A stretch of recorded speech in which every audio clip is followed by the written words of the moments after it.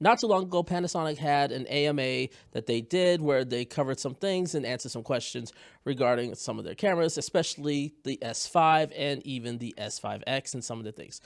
One of the things we uncovered is what I want to talk about in this video, and I want to just briefly go into why this new information has made me no longer interested in the S5II X.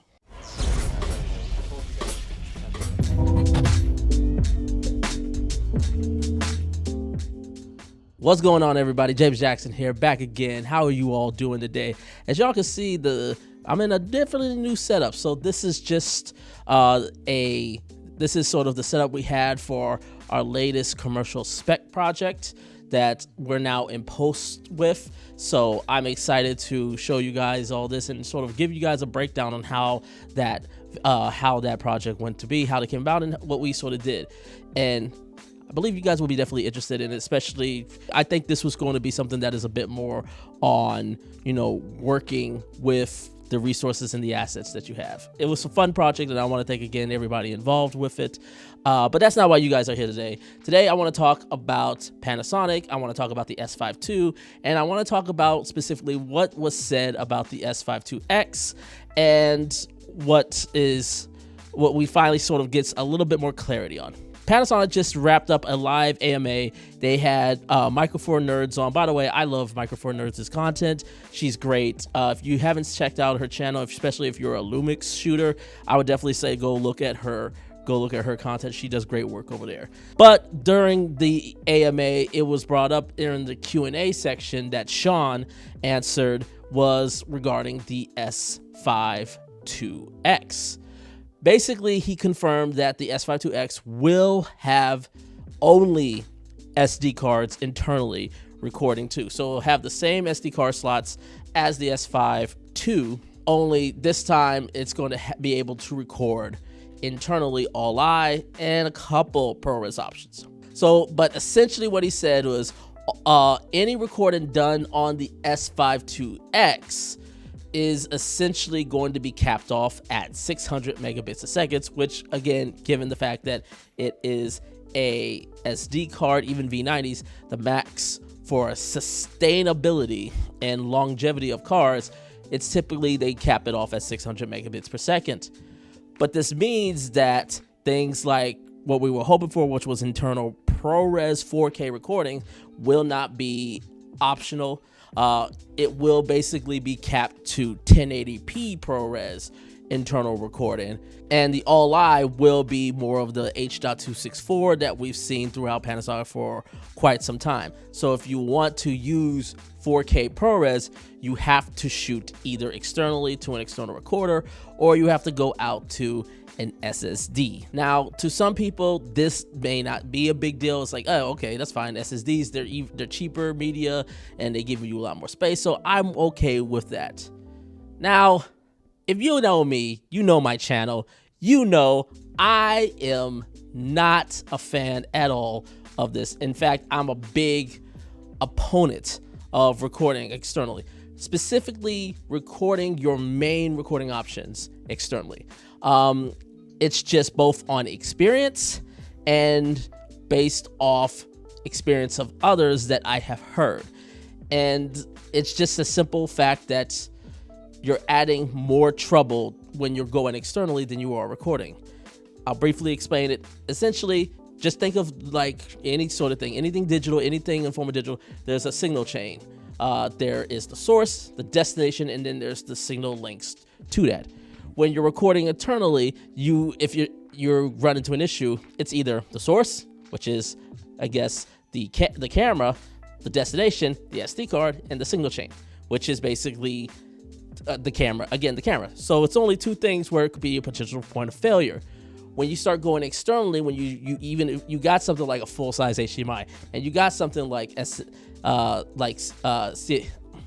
you got something like Type-C cables, and you're going to SSDs with these bigger file sizes and bigger storage and being able to connect. The downside is you are adding another signal to the chain, which means that now you have to worry, is the cable fast enough? Is this the right cable? Do you have the right media storage for that? And especially with Panasonic cameras and a lot of cameras that I've seen regarding the SSDs, not externally to like to an Atomos, but recording directly to SSDs. The problem that way is the fact that you cannot then record anything internally. You have an either or option. You either shoot externally to SSDs, or you shoot internally to SSD cards, which means you have no backup to this solution. Basically, you're riding and hoping that nothing goes wrong, nobody hits a cable, hits something, knocks something out, or there's something doesn't go wrong with that SSD. And I've seen many times where an SSD will just stop working.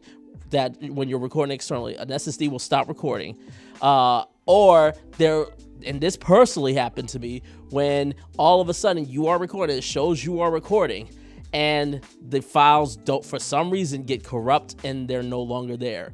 It happened to me one time, and ever since then, I just don't do external recording because it's just not worth the risk, especially given the fact that I charge thousands, tens of thousands, hopefully hundreds and even millions of dollars at some point to deliver the quality that I deliver to my clients. And there's no amount of things that I can say or give any technical reason to explain that something goes wrong and all of a sudden their footage that they hired me for goes astray.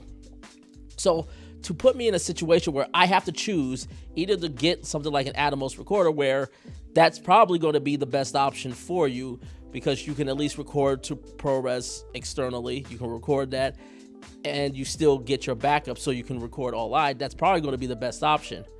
But for me to just have that just to shoot ProRes, that's kind of disappointing, especially given the fact that the GH6 has the CF Express, which allows them to shoot 5.7K RAW internally. And also, let me just side note, Sean also says he can't confirm that you can shoot OpenGate RAW, ProRes RAW. He basically says he's not sure of all the RAW recordings. Doesn't mean it's not going to happen, but just the fact that, hey, at least the Atomos, you've got options and you can do backup recordings internally. So that to me is going to be obviously the best solution. But that also just to me just seems like I've got this option. I'm like, I still don't get why no CF Express cards. We know they're faster. We know they're robust. Yes, they're expensive. But at the end of the day, if you're doing this for a living, it's an investment worth making. And for me, at least, the fact that I'm still capped to where I'm only doing all-I, which, by the way, their all-I is still a solid II. I just don't see why I would upgrade to an S5. Yes, it's for full frame, but to me, the video features out of the GH6 are superior in my eyes. It doesn't have the new phase detect autofocus.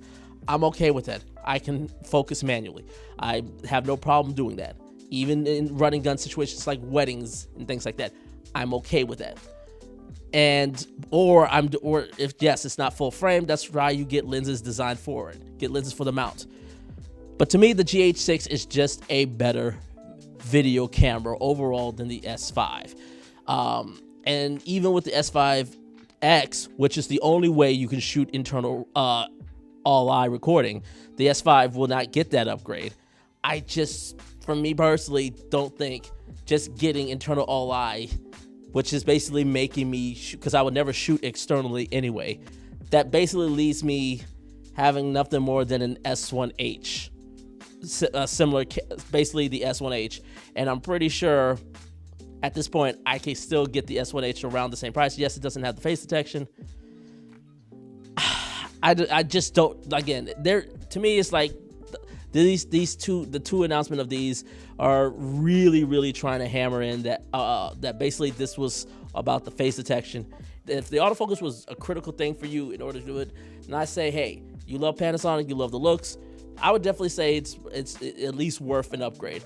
It's just for me, the features that it's offering right now compared to something like the GH6, which has better rolling shutter, that has better frame rate options, that has better codec options all internally, has everything that the S5II and the S5II X have, except better media because it has a CF Express, and the fact that the S5II X and the S5 have autofocus and they're full frame. But that's really about it for me. And that's just not enough, in my personal opinion, to upgrade. So that's why I'm gonna take a pass on the new Panasonic cameras from this point on.